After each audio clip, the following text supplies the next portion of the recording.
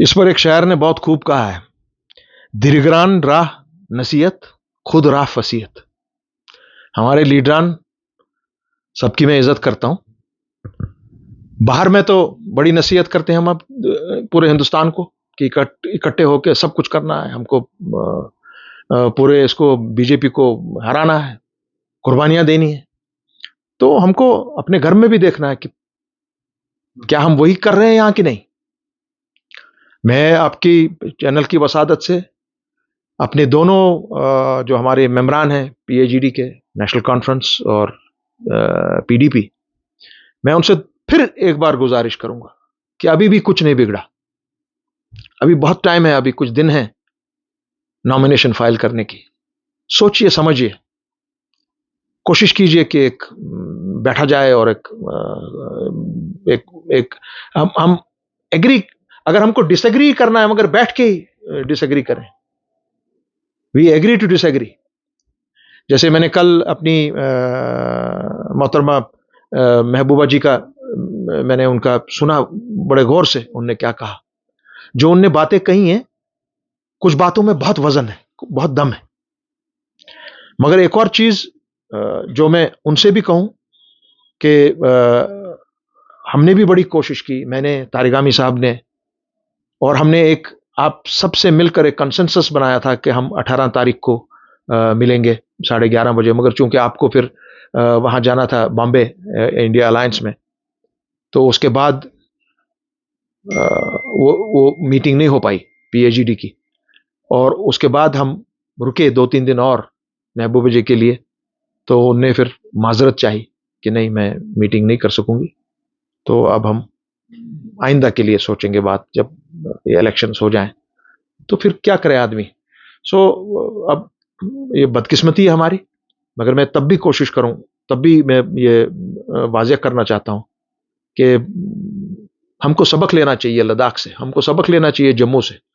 जो हमने पीएजीडी के थ्रू हमने जो ऑल पार्टी अलायंस जो जम्मू में खड़ा किया था, बहुत मेहनत की थी हमने उस पर सबने, और देखिए उसका रिजल्ट कितना अच्छा निकला है। आज जम्मू के बहुत सी सियासी जमातें जो हमारी अलायंस के साथ हैं, उस ऑल पार्टी अलायंस के साथ हैं, जो फारूक साहब के कहने पर, हमारे महबूबा जी के, हम सब के, हमने उसको एक शेप दिया, वो सब आज आए और देखिए आज वो किस तरह से लाल सिंह जी के लिए और अपने जो दूसरे कैंडिडेट हैं हमारे जम्मू से कांग्रेस के रमन बल्ला साहब, किस तरह से वो तमाम इस वक्त एकजुट होकर कैंपेन कर रहे हैं उनके लिए। तो जब ये बाहर में ऐसे हो रहा है तो कश्मीर में क्यों हमको नजर लग जाती है हमेशा। और हमारी सब जमातों को एक वोटर को ग्रांटेड फॉर ग्रांटेड नहीं लेना चाहिए कि जी मेरे वोट में मेरी ये वो वोटर मेरी जेब में है। यहां के लोगों को फैसला करना है कि वो किस सही शख्सियत को, किस सही जमात को, कॉम्बिनेशन को सामने लाए। कोई फॉर ग्रांटेड आपको लोगों को नहीं लेना चाहिए। ये हम सबके लिए एक ये बेसिक सबक होना चाहिए। You can not take people for granted. इसलिए मैं दुआ गो हूं कि ये हमारा इत्तेहाद बरकरार रहे, जो बहुत मुझे अभी मुश्किल लग रहा है। मगर साथ ही में दूसरी बात ये भी है कि अभी कांग्रेस को भी ये फैसला करना पड़ेगा कि who is the alliance candidate, कौन होगा फिर। अगर ऐसा ही हुआ तो कौन है फिर अलायंस का कैंडिडेट। हमारे कश्मीरी पंडित भाइयों को भी, उनको भी बताना पड़ेगा वो किसको वोट डालना है। इस पर सोचना चाहिए। और मैं उम्मीद रखता हूं हमारे डॉक्टर फारूक अब्दुल्ला साहब से, जो अपने नेशनल कॉन्फ्रेंस के भी सुप्रीमो हैं, हमारी पीएजीडी में हम सब ने उन्हीं को एतमाद दिया है सारा।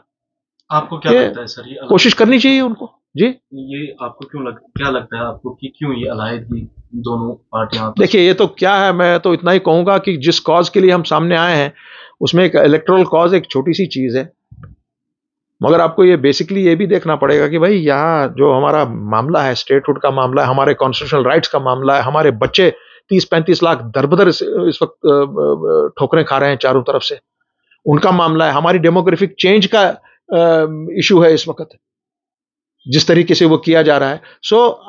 अगर हम इकट्ठे नहीं रहे तो आप फिर एक सीट के लिए या 2 सीट के लिए पार्लियामेंट के लिए, कल को आप असेंबलीज के लिए हमको अलग-अलग सोचना पड़ेगा। बहुत ही अफसोस की बात होगी, बहुत ही अफसोस का मकाम है कि बाहर में हम सब इकट्ठे हो रहे हैं, जम्मू में सारे इकट्ठे हो रहे हैं, लद्दाख में सारे इकट्ठे हो रहे हैं, मगर कश्मीर इकट्ठे नहीं हो रहा। अफसोस है हम सबको इस बात का।